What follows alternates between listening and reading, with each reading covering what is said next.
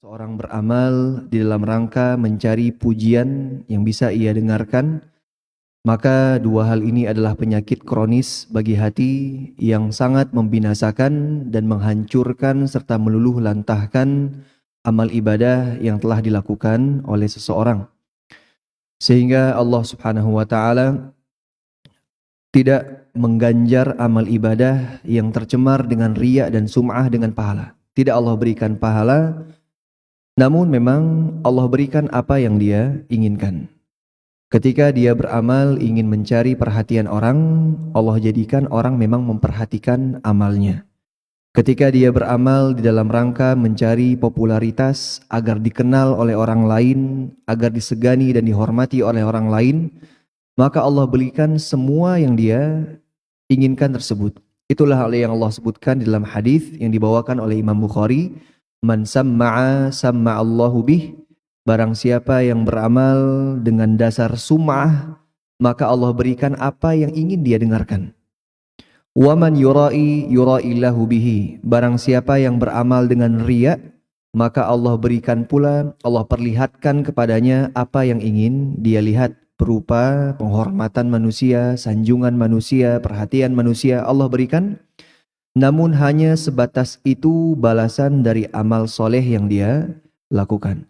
Di akhirat dia tidak akan mendapatkan apa-apa, tidak ada pahalanya dan tidak akan menjadi pemberat timbangan amal solehnya. Karena Nabi SAW bersabda, innamal a'malu binniyat wa innama likulli imri'im ma nawa. Sesungguhnya setiap amalan hanya tergantung pada apa niatnya. Dan setiap orang hanya akan mendapatkan dari amalnya apa yang dia niatkan. Kemudian Nabi SAW memberikan contoh. Barang siapa yang berhijrah karena Allah dan Rasulnya, dia berangkat hijrah meninggalkan kampung halamannya menuju negeri Islam yang di sana dia bisa mendirikan syariat-syariat Islam. Dia melakukan itu semua, dia berkorban di jalan Allah atas dasar mencari ridha Allah dan mengikuti perintah Rasulullah sallallahu alaihi wasallam, maka yang ia akan dapatkan pun adalah Allah dan Rasulnya. Inilah contoh niat yang benar, contoh niat yang benar dalam rangka mematuhi perintah Allah dan perintah Rasulnya. Maka hijrah, amal soleh dan kemudian berbuah pahala. Namun di sisi lain Nabi SAW juga memberikan contoh tentang orang yang melakukan amalan yang sama, yaitu hijrah, namun dia tidak mendapatkan Allah dan Rasulnya. Itu dia orang yang berhijrah dalam rangka mencari wanita dan mencari dunia. Disebutkan di dalam Sababul Wurud hadis ini, konon katanya dahulu di Madinah itu ada seorang janda yang cantik. Sehingga beberapa orang ada yang motivasi hijrahnya ke Madinah dalam rangka berlomba ingin menikahi janda cantik tersebut. Maka kata Nabi, kalau ini yang menjadi motivasi hijrahnya, maka itu akan dia dapatkan namun tidak mendapatkan pahala hijrah di sisi Allah Subhanahu wa taala. Begitu pula hal-hal duniawi lainnya. Dia beramal soleh untuk tahta misalnya, seperti misalnya mohon maaf kalau ada politisi yang dia menunjukkan amal-amal solehnya dalam rangka mendulang suara, dalam rangka kampanye politik, agar dia dikenal. Tujuannya bukan amal soleh, namun tujuannya agar dia dipilih oleh manusia untuk mendapatkan tahta yang dia inginkan, maka ini berbahaya. Amal solehnya menjadi gugur dan hancur. Memang Allah berikan, ya, mungkin dia dimenangkan di dalam kontestasi politiknya, dia diberikan tahta yang dia inginkan, jabatan yang dia inginkan, namun dari amal soleh itu dia tidak mendapatkan pahala sedikit pun. Begitu pula hal duniawi lainnya berkaitan dengan harta, dia beramal soleh dalam rangka mencari keuntungan duniawi, ya. Misalnya dia berdakwah, tujuannya bukan menyampaikan kebenaran. Tujuannya bukan menyampaikan ayat-ayat Allah, hadis-hadis Rasulullah Shallallahu Alaihi Wasallam, tapi sudah dia jadikan layaknya sebuah profesi misalnya. Ya, yang menjadi tujuannya adalah upah yang dia dapatkan dari dakwah tersebut. Nah, maka ini niat yang keliru di dalam berdakwah kepada Allah Subhanahu Wa Taala. Begitu pula tahta, harta, wanita. Tadi yang sudah Nabi contohkan. Ya. Yang Nabi contohkan, dia hijrah dalam rangka ingin menikahi seorang janda cantik misalnya. Atau dia membenahi dirinya ya, ketika dia ingin menikah. Namun bukan karena Allah, namun dalam rangka agar disetujui oleh calon mertuanya mungkin, agar gadis yang dia incar mau menikah dengan dia. Maka ini diantara niatan-niatan hati yang keliru yang bisa membatalkan amal soleh yang dilakukan. Allah Subhanahu wa taala di dalam hadis qudsi menyampaikan, ana aghna syuraka'i 'ani syirki. Akulah zat yang maha kaya dan tidak butuh untuk disekutukan. Man 'amila 'amalan asyraka fihi ma'i ghairi taraktuhu wa syirkahu. Maka apabila ada seseorang yang beramal namun di dalam amal tersebut niatnya bercabang, tidak murni hanya untuk Allah. Dia beramal untuk dunia, dia beramal mencari tahta, harta, wanita, maka kata Allah, taraktuhu wa syirkahu. Maka aku tinggalkan dia beserta amalnya. Tidak aku terima apa yang sudah dia amalkan. Maka riya dan sum'ah ini, jemaah sekalian, adalah penyakit yang berbahaya bagi hati. Bahkan manusia yang sudah terjangkit dengan riya dan sum'ah ini terkadang tidak hanya sesekali dia lakukan. Terkadang dia terjatuh pada riya, terkadang dia terjatuh pada sum'ah. Namun apabila diperturutkan, manusia tadi bisa menjadi sosok yang gila pujian, yang haus akan sanjungan. Dia selalu ingin dimuliakan, selalu ingin dihormati, selalu ingin mendengarkan hal yang baik-baik saja. Tidak siap menerima kritikan, tidak siap menerima nasihat, sehingga menghalanginya dari hidayah Allah Subhanahu wa taala. Dan sebuah hadis ya, yang apabila kita baca kita ngeri-ngeri sedap ini, jemaah sekalian ya. Ketika Nabi Shallallahu alaihi wasallam menyebutkan bahwasanya bahan bakar pertama neraka itu ternyata bukan pezina, bukan koruptor, bukan penipu, bukan pencuri. Namun Nabi Shallallahu alaihi wasallam menyebutkan bahan pertama api neraka itu justru 3 orang yang beramal soleh namun niatnya salah. Amalnya soleh namun niatnya salah. Itu dia yang pertama, ahli ilmu, ahli bacaan Quran, dia berdakwah, dia mengajarkan Al-Quran, namun niatnya ketika mengajarkan adalah agar dikatakan dia seorang yang berilmu, orang yang soleh, orang yang pakar ilmu agama, pakar Al-Quran. Maka Allah maha mengetahui niat busuk tersebut. Maka Allah hadirkan dia nanti di hari kiamat. Dan kemudian Allah buka, Allah singkap apa yang menjadi niat aslinya ketika beramal. Engkau beramal liyuqal qari. Engkau beramal atau dia beramal dalam rangka agar orang memanggilnya si alim, si ulama, si soleh. Maka itu sudah dia dapatkan di dunia. Di dunia Allah berikan dia topeng kemuliaan itu. Dia dipandang baik, ya, dipandang soleh dengan ilmunya, dipandang luas ilmunya ketika berdakwah. Namun gara-gara niat yang salah, Allah hukum dia dan diseretlah orang tersebut ke dalam api neraka. Dan orang yang kedua yang beramal soleh tapi dengan niat yang salah adalah orang yang berjihad di jalan Allah Subhanahu wa taala. Dan jihad adalah amal soleh yang pahalanya sangat besar ya. Namun gara-gara niat yang keliru, motivasi yang keliru di dalam berjihad, maka dia pun juga diseret ke neraka. Allah tahu orang ini berjihad, berperang bukan dalam rangka meninggikan kalimat Allah, bukan di dalam rangka membela kebenaran, membela agama Allah. Namun dia berjihad agar dikatakan syuja', oh ini dia pemberani, oh ini dia pahlawan, oh ini dia orang yang pertempurannya heroik di medan perang. Maka itu Allah berikan. Di dunia dia dipandang sebagai pahlawan, di dunia orang menganggapnya mati syahid, di dunia orang menganggapnya sudah berjihad di jalan Allah Subhanahu wa taala. Namun Allah Maha tahu apa yang menjadi niatnya, maka kemudian Allah singkap di hadapannya dan kemudian dia pun diseret ke neraka.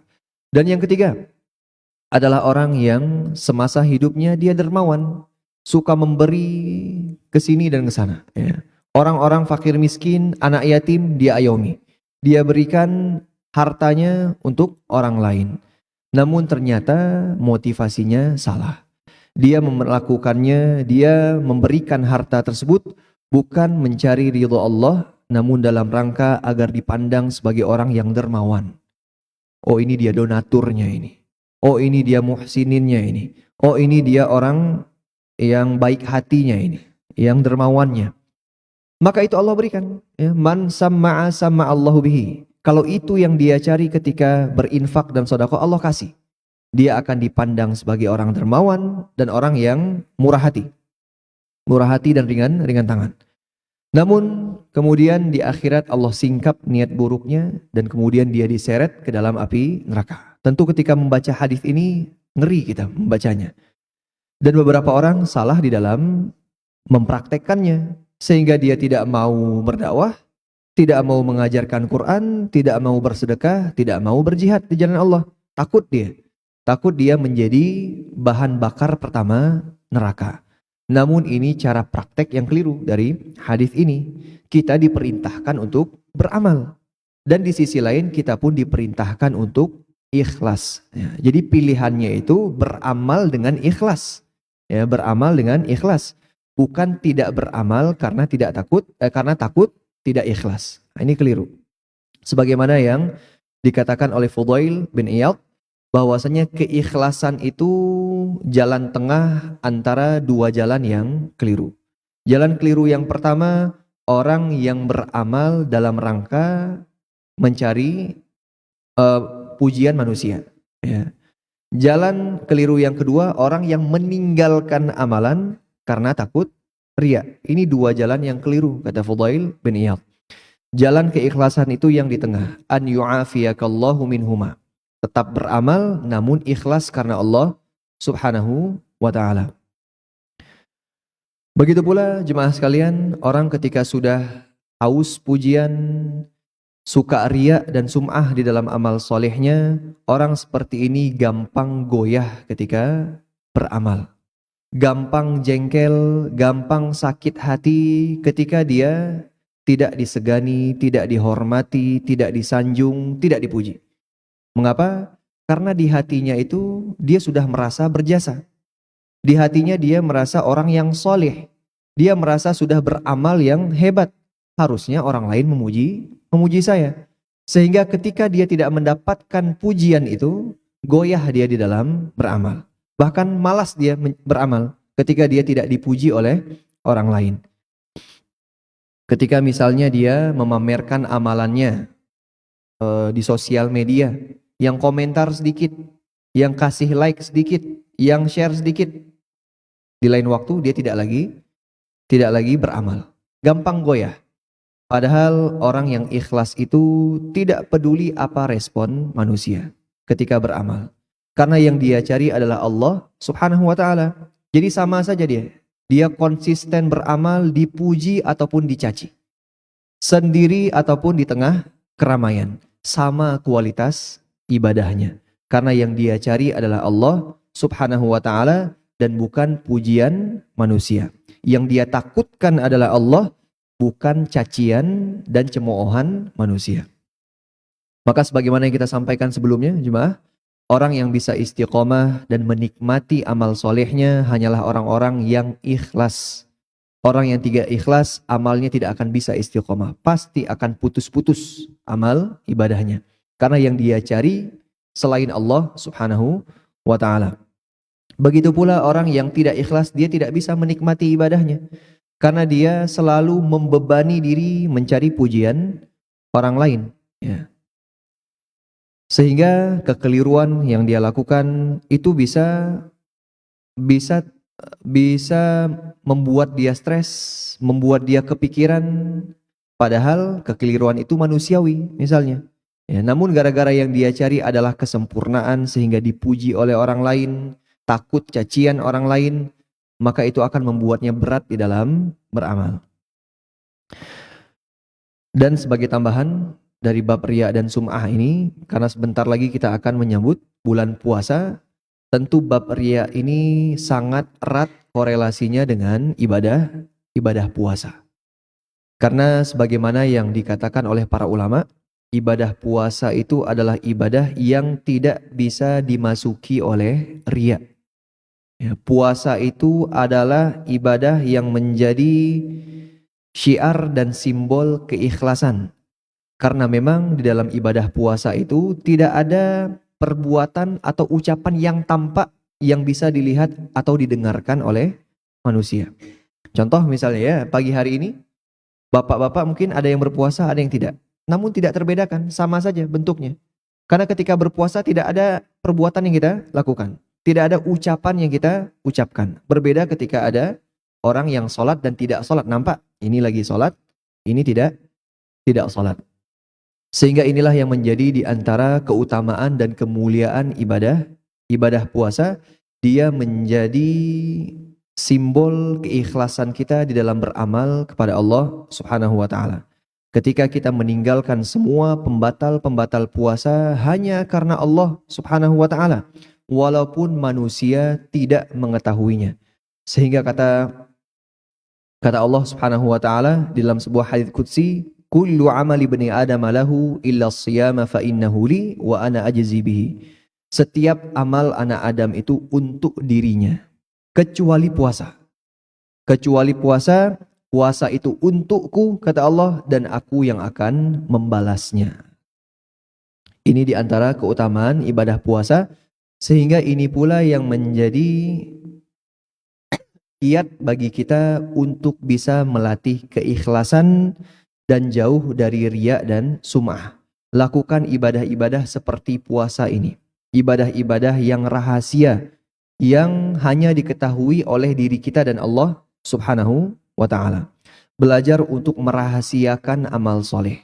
Belajar untuk membenahi dan memantapkan ibadah-ibadah ketika kita sendirian.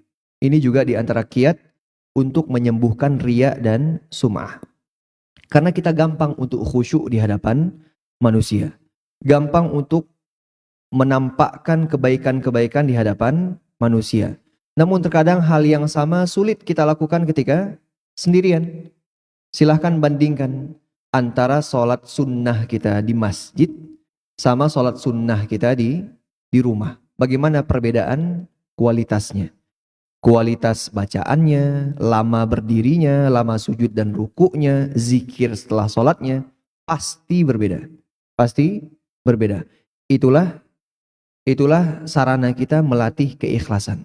Bagaimana ketika kita beribadah secara sendirian, di rumah kita, di kamar kita sendirian, kita tetap memperhatikan kualitas ibadah kita.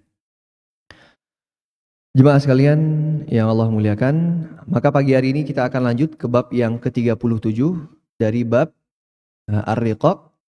Di bab 37 ini Imam Bukhari rahimahullah membawakan sebuah judul bab, Man jahada nafsahu fi ta'atillah.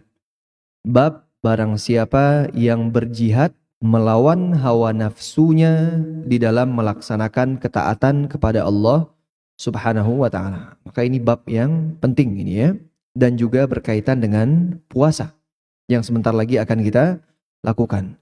Berjihad melawan hawa nafsu di dalam menjalankan ketaatan kepada Allah Subhanahu wa ta'ala. Kita bacakan terlebih dahulu hadis yang dibawakan oleh Imam Bukhari di dalam bab ini. Haddatsana Hudbah bin Khalid qal, haddatsana Hammamun qal, haddatsana Qatadah qal, haddatsana Anas bin Malik radhiyallahu anhu, an Muadz bin Jabal radhiyallahu anhu qal. Jadi hadis ini diriwayatkan oleh sahabat yang mulia Muadz bin Jabal radhiyallahu anhu. Beliau bercerita, Bainama ana radifun Nabi sallallahu alaihi wasallam laisa baini wa bainahu illa akhiratur rahli.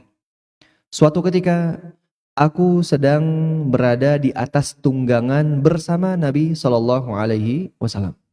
Artinya Muadz sedang dibonceng oleh Nabi di atas seekor hewan tunggangan, berdua bersama Nabi sallallahu alaihi wasallam. Laisa baini wa bainahu illa akhiratur rahli.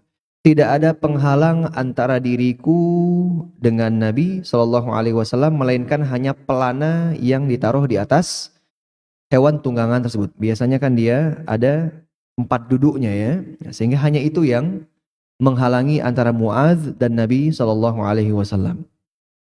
Faqala, ya Muadz. Kemudian Nabi Shallallahu Alaihi Wasallam memanggil, wahai Muadz. Qultu labbaika ya Rasulullah wa sa'adaik. Labbaika ya Rasulullah. Labbaik itu artinya aku menjawab panggilanmu, wahai Rasulullah Sallallahu Alaihi Wasallam. Itu pula yang menjadi makna dari kalimat talbiyah ya, yang kita baca ketika umroh dan haji. Kita mengikrarkan bahwasanya pelaksanaan umroh dan haji yang kita lakukan ini dalam rangka memenuhi panggilan Allah Subhanahu wa taala. Maka kata Muadz, labbaika ya Rasulullah wa sa'adaik. Saya siap menjawab panggilanmu dan dengan senang hati akan melakukan apa yang engkau inginkan. Ini bagaimana sahabat Muadz bin Jabal merespon panggilan Nabi sallallahu alaihi wasallam. Tsumma sara sa'atan tsumma qala. Namun setelah itu Nabi tidak mengucapkan apapun, hanya memanggil Muadz saja. Kemudian tetap melanjutkan perjalanan beberapa saat. Kemudian Nabi memanggil lagi, ya Muadz, wahai Muadz. Qultu labbaika ya Rasulullah wa sa'adaik. Sama seperti sebelumnya. Tsumma sara sa'atan tsumma qala, ya Muadz ibn Jabal, wahai Muadz bin Jabal. Qultu labbaika Rasulullah wa sa'adaik. Maka 3 kali dipanggil Muadz oleh Nabi sallallahu alaihi wasallam. Kemudian Nabi berkata, qala hal tadri ma haqqullahi ala ibadihi? Tahukah engkau apa yang menjadi hak Allah atas hamba-hambanya?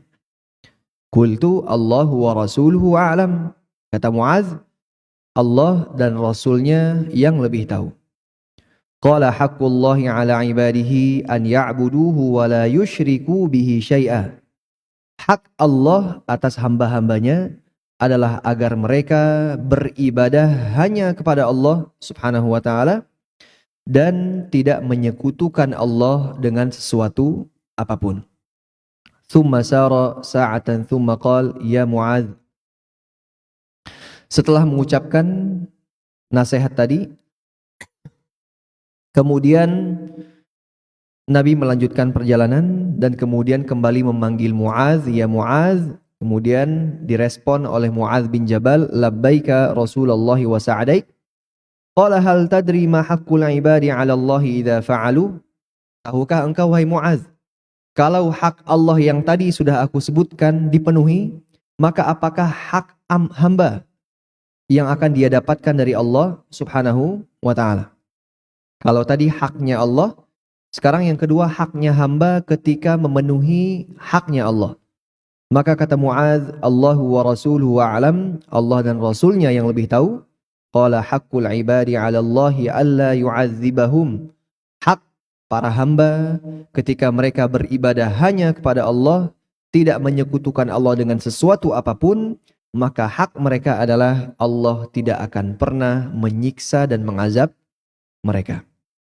Jemaah sekalian yang Allah muliakan, sebelum kita bahas hadis ini ya, dari sisi judul babnya yaitu berjihad melawan hawa nafsu, mari kita baca sekali lagi hadis ini dengan sedikit penjelasan lebih. Pertama, ketika Muadz bercerita beliau dibonceng oleh Nabi Shallallahu Alaihi Wasallam, maka ini menunjukkan sisi tawadhu Nabi Shallallahu Alaihi Wasallam, di mana beliau membonceng para sahabatnya. Ketika dibonceng, orang duduk setara itu ya, depan dan belakang. Tidak tampak mana yang lebih mulia, mana yang lebih rendah. Berbeda ketika satu di atas, satu menuntun. Nampak ini yang mulia di atas, ya kan? Atau ketika naik mobil-mobil mewah, biasanya pejabatnya itu bukan di bangku supir. Yang supir ya di kursi supir, dia di kursi kingnya itu di belakangnya, ya. Dia duduk di sana, itu pejabatnya di sana. Namun di sini Nabi Shallallahu Alaihi Wasallam menunjukkan sisi ketawaduan beliau, di mana beliau mau berboncengan dengan para sahabatnya. Bahkan seorang ulama bernama Ibnu Mandah rahimahullah mengumpulkan riwayat-riwayat hadis yang di dalamnya tercantum nama-nama sahabat yang pernah dibonceng oleh Nabi. Dan ternyata totalnya 30-an sahabat. Ya. Dari kumpulan riwayat itu ada 30-an nama sahabat yang pernah merasakan pengalaman berboncengan dengan Nabi Sallallahu Alaihi Wasallam. Dan yang menariknya di sini, hadis ini pelajaran lain yang kita ambil, ketika berboncengan dengan Nabi, Nabi Shallallahu Alaihi Wasallam memanfaatkan momen ini untuk memberikan nasihat kepada yang diboncengi. Maka ini bisa menjadi pelajaran bagi kita.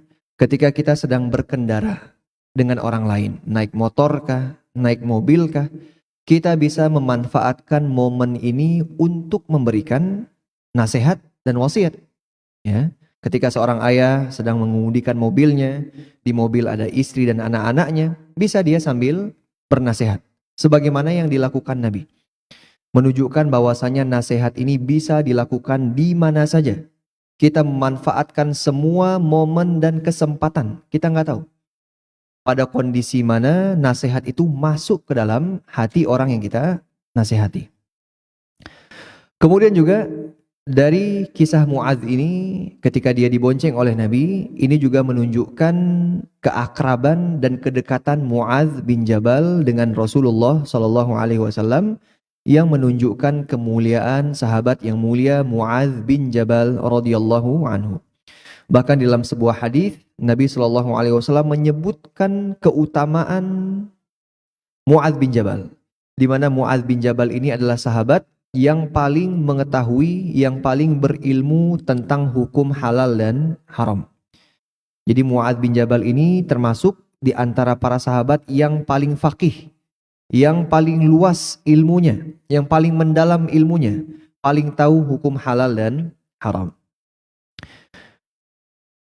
Baik, berikutnya kaum muslimin yang Allah muliakan, dalam riwayat yang lain hadis ini ada lanjutan kisahnya.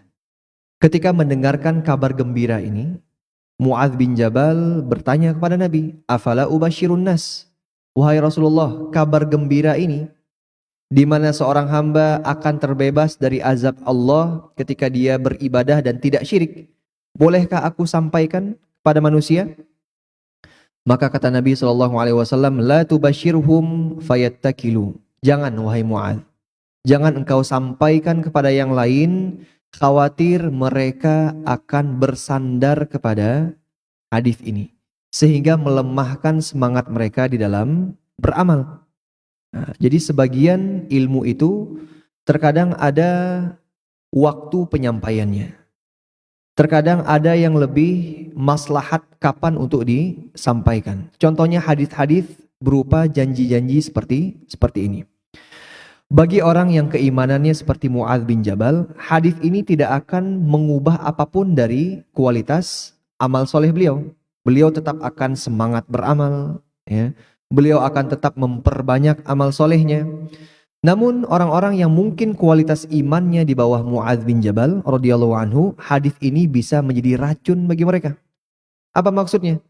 Membuat orang-orang bersandar hanya kepada rahmat Allah saja, sehingga merasa tidak terbebani dengan dosanya, merasa tidak terbebani dengan sedikitnya amal solehnya, hanya berharap pada rahmat Allah saja, ya, sehingga merasa aman dia dari azab Allah Subhanahu wa ta'ala, merasa aman dia dari semua dosa yang pernah dia lakukan selain kesyirikan.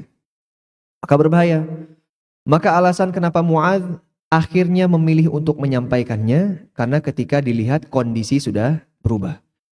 Ya, ketika hadis ini disampaikan, Muadz melihat bahwasanya kondisi manusia bahaya bila disampaikan hadis ini. Mereka akan bersandar kepada hadis ini sehingga lemah semangat beramalnya. Ketika iman semakin kuat, maka kemudian barulah Muadz menyampaikan kabar gembira dari Rasulullah Shallallahu Alaihi Wasallam ini. Inilah diantara penjelasan para ulama berkaitan dengan kelanjutan hadis ini. Baik jemaah sekalian yang Allah muliakan, maka tentu yang pertama kita harus melihat apa yang menjadi korelasi antara judul bab dengan hadis yang dibawakan oleh Imam Bukhari. Kalau kita lihat hadisnya berbicara tentang tauhid ini ya, beribadah hanya kepada Allah dan kemudian tidak menyekutukan Allah dengan sesuatu apapun. Harusnya judul yang cocok itu bab tauhid ya, bab menjauhi kesyirikan harusnya. Tapi kefakihan Imam Bukhari rahimahullah, kecerdasan Imam Bukhari rahimahullah itu tampak di dalam pemilihan judul bab dari kumpulan hadis yang beliau bawakan. Karena dari judul bab ini kita mendapatkan apa yang dipahami oleh Imam Bukhari dari hadis yang beliau bawakan. Maka beliau mendapatkan sisi lain dari hadis ini, di mana hadis ini bisa menjadi dalil tentang berjihad melawan hawa nafsu. Dan ini dijelaskan oleh Imam Ibnu Hajar Al-Asqalani rahimahullah dalam Fathul Bari. Beliau mengatakan bahwasanya berjihad itu artinya kafun nafsi an iradatiha minasyaghli bi ghairil ibadah. Berjihad melawan hawa nafsu itu artinya kita bisa mengendalikan hawa nafsu, menahan keinginan-keinginan hawa nafsu yang tidak suka beribadah. Yang tidak suka beribadah. Contoh misalnya, ya, ketika bangun tidur, di luar hujan, kondisi udara dingin, kemudian azan sudah berkumandang, mana yang lebih disukai hawa nafsu? Tetap berselimut yang hangat dan melanjutkan tidur, atau ambil wudhu yang dingin, berangkat keluar rumah menuju masjid? Mana yang disukai hawa nafsu? Oh, Bapak. Pasti hawa nafsu lebih suka tidur, ya. Maka kita yang bisa hadir subuh di masjid itu semoga termasuk hamba-hamba Allah yang berhasil mengalahkan keinginan hawa nafsunya. Hawa nafsu akan lebih suka untuk tidak beribadah. Ya, hawa nafsu akan lebih suka untuk bermalas-malasan, menunda-nunda dari beribadah. Wa yaqa'u bimana'i nafsi 'anil ma'asi bimana'iha minasyubuhat. Ini lanjutannya. Maka disinilah korelasinya. Ketika Nabi SAW menyebutkan kabar gembira, seorang hamba tidak akan diazab oleh Allah ketika dia beribadah hanya kepada Allah dan tidak menyekutukan Allah dengan sesuatu apapun, maka untuk bisa beribadah hanya kepada Allah ini butuh sebuah perjuangan, yaitu melawan godaan hawa nafsu. Orang yang bisa beribadah dengan baik dan benar kepada Allah, merekalah orang-orang yang berhasil menaklukkan dan mengendalikan hawa nafsunya. Karena hawa nafsu itu akan mengajak berbalik arah, ya. Berlawanan arah dengan ibadah, ya. Apa yang Allah inginkan lewat ibadah, itu yang tidak diinginkan oleh hawa nafsu. Allah menginginkan kita bersemangat dalam beribadah, hawa nafsu inginnya kita malas-malasan. Ingin segera dalam beribadah, hawa nafsu inginnya menunda-nunda, ya. Perintah Allah kita mengorbankan diri dan harta, hawa nafsu tidak mau melakukannya. Hawa nafsu sebaliknya, menyuruh kita untuk kikir, menyuruh kita hanya untuk egois, mempedulikan hanya diri sendiri. Maka apa yang diinginkan hawa nafsu berkebalikan dengan perintah ibadah tadi. Maka disinilah sisi kaitan antara judul bab dan hadis yang dibawakan oleh Imam Bukhari rahimahullah. Jemaah sekalian yang Allah muliakan, berbicara tentang jihad melawan hawa nafsu, maka manusia harus mengetahui bahwasanya di dalam dirinya ada nafsu. Ada nafsu. Jadi adanya nafsu dalam diri manusia itu manusiawi. Harus ada memang. Ya. Kalau tidak ada, kita jadi malaikat kita. Jadi malaikat. Kalau tidak ada hawa nafsunya. Berarti ini yang pertama harus kita pahami. Hawa nafsu itu pasti ada di dalam diri manusia. Nafsu itu punya hawanya. Jadi hawa nafsu ini dua-duanya dari bahasa Arab ya. Hawa itu artinya keinginan. Keinginan nafsu. Dan keinginan nafsu ini kecenderungannya pada hal-hal yang berlawanan dengan ibadah. Ya, kecenderungan keinginan hawa nafsu ini bertolak belakang dengan ibadah. Maka hawa nafsu ini perlu untuk dikenali dan dikendalikan. Dikenali dan dikendalikan. Karena untuk dihilangkan tidak mungkin. Ya, hawa nafsu ini tidak bisa dihilangkan. Dia sudah melekat ada pada diri manusia. Kita hanya ditugaskan untuk mengenali Oh ini bisikan hawa nafsu ini. Oh ini godaan dan keinginan hawa nafsu. Baru kemudian kita mengendalikannya. Dan di dalam syariat Allah Subhanahu wa taala tidak menyuruh kita untuk menghapuskan hawa nafsu. Menghentikan total semua keinginan hawa nafsu. Allah jadikan ada pintu-pintu halalnya. Nafsu syahwat misalnya, ada jalur halalnya lewat pernikahan. Maka kendalikan hawa nafsu itu hanya pada syahwat yang halal, halal saja. Bernilai pahala dia, bahkan bernilai sedekah, kata Nabi SAW. Namun apabila hawa nafsu ini dibiarkan mengambil kendali, sehingga dia menginginkan yang haram-haram, maka itulah yang membuat manusia terjatuh di dalam perzinahan. Baik zina yang puncaknya maupun pengantar zinanya. Lewat zina mata, zina telinga, zina pikiran dan hati, zina kaki dan tangan.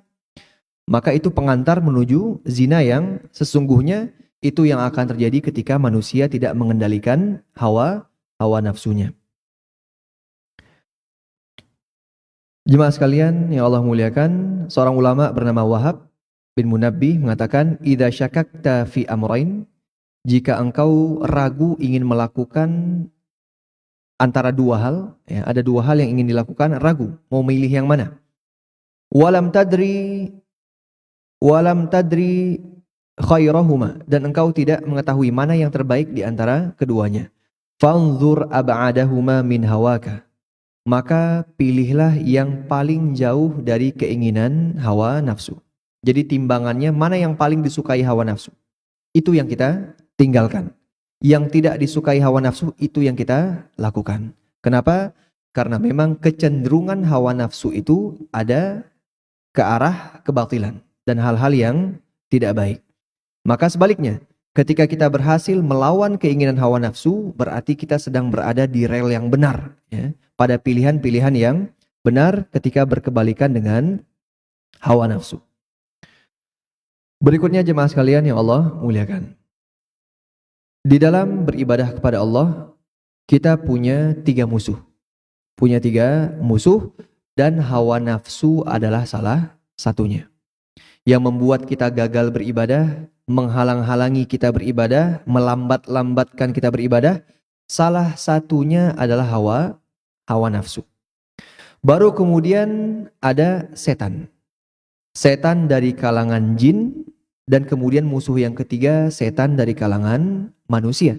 Setan dari kalangan manusia. Ini tiga musuh kita. Ya, tiga musuh kita yang menghalangi kita di jalan ibadah kepada Allah Subhanahu wa ta'ala. Dan kita diminta untuk berjihad melawan ketiganya. Kita memusuhi ketiganya dan kita berjihad melawan keinginan-keinginan buruk, bisikan-bisikan buruk, ajakan-ajakan buruk yang dilontarkan oleh tiga musuh ini. Maka jihad kita ada pada tiga hal ini. Melawan setan dari kalangan manusia, itu di orang-orang kafir termasuk, ya, yang mempropagandakan keburukan, yang menjajah, yang menindas. Maka jihadnya bisa berbentuk perang, bisa berbentuk dakwah, ya, meluruskan mana yang benar, mana yang salah. Kemudian berjihad melawan setan dari kalangan jin yang senantiasa membisikkan godaan-godaan ke dalam hati kita.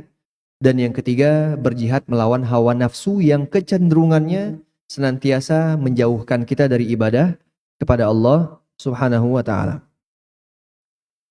Maka kata Imam Ibnu Hajar rahimahullah, apabila seorang hamba, wa idza qawiyal 'abdu 'ala dzalik, apabila seseorang sudah mampu menaklukkan dua musuh yang tidak terlihat, maka dia bisa mengalahkan musuh yang terlihat. Dari tiga musuh tadi, satu terlihat, dua tidak terlihat. Musuh yang terlihat itu dia setan dari kalangan manusia. Ya, setan dari kalangan manusia yang kerjaannya menjauhkan manusia dari ibadah kepada Allah Subhanahu wa ta'ala dengan ajakan maksiatnya, ajakan kesyirikannya, ajakan kekufurannya. Itu dia setan-setan dari kalangan manusia. Dua musuh yang tidak tampak, yaitu setan dari kalangan jin dengan godaan-godaannya dan kemudian hawa nafsu. Kata Imam Ibnu Hajar rahimahullah, Barang siapa yang sudah menang melawan dua musuh yang tidak terlihat ini, maka mudah baginya untuk menaklukkan musuh yang tampak dan terlihat. Maka untuk berperang di jalan Allah, ya, melawan musuh yang tampak, itu tidak akan bisa sukses, tidak akan bisa menang kita di hadapan Allah, kecuali setelah kita memenangkan dua pertarungan lainnya, melawan musuh yang tidak tampak, yaitu berjihad melawan hawa nafsu dan godaan setan.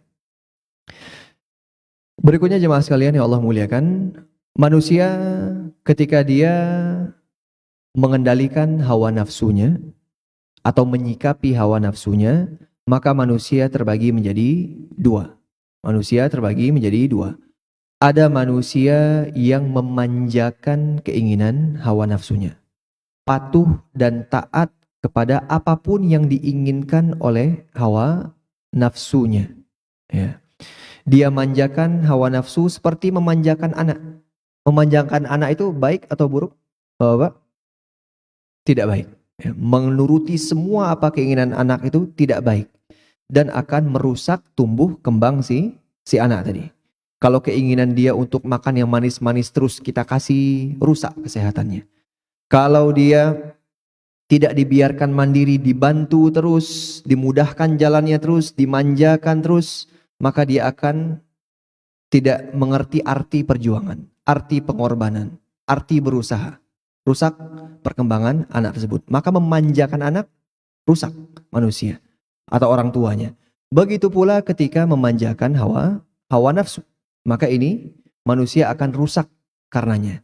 Karena dia membiarkan diri dikendalikan, disetir oleh hawa nafsunya yang senantiasa mengarahkan kepada keburukan. Dan manusia yang pilihan adalah manusia yang bisa mengendalikan hawa nafsunya. Itulah yang Allah sebutkan di dalam surat Asy-Syams, wa nafsi wa ma sawwaha, demi nafsu, demi jiwa dan penciptaannya, fa'alhamaha fujuraha wa taqwaha, kemudian kami ilhamkan kepadanya kedurhakaan dan ketakwaan. Qad aflaha man zakkaha, sungguh beruntung orang yang menyucikan nafsunya.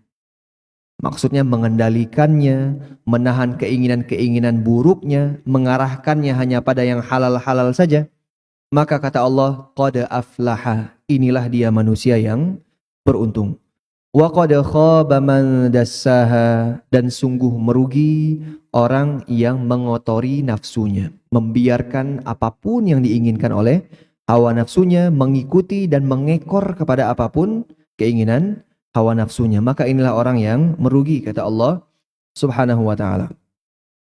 Dan berjihad melawan hawa nafsu ini bahkan disebutkan oleh para ulama lebih berat daripada berjihad perang, ya, jihad perang lebih berat. Kenapa? Karena jihad perang ini hanya ada momen-momen tertentunya, tidak setiap saat, ya. Panggilan jihad berperang ini tidak setiap saat. Hanya ketika ada musuh menyerang, atau hanya ketika kaum muslimin ingin memperluas daerah kekuasaannya, membuka daerah-daerah baru untuk bisa beriman kepada Allah Subhanahu wa ta'ala. Hanya ketika ada panggilan jihad saja. Namun jihad melawan hawa nafsu ini setiap hari, setiap saat kita lakukan.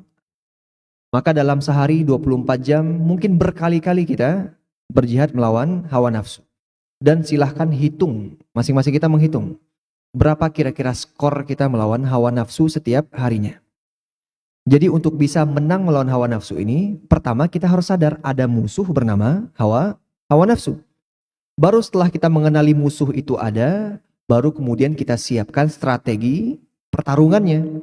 Baru kemudian kita melihat hasilnya, apakah kita menang atau kalah melawan hawa nafsu. Lihat setiap hari, berapa kali kita menang melawan hawa nafsu.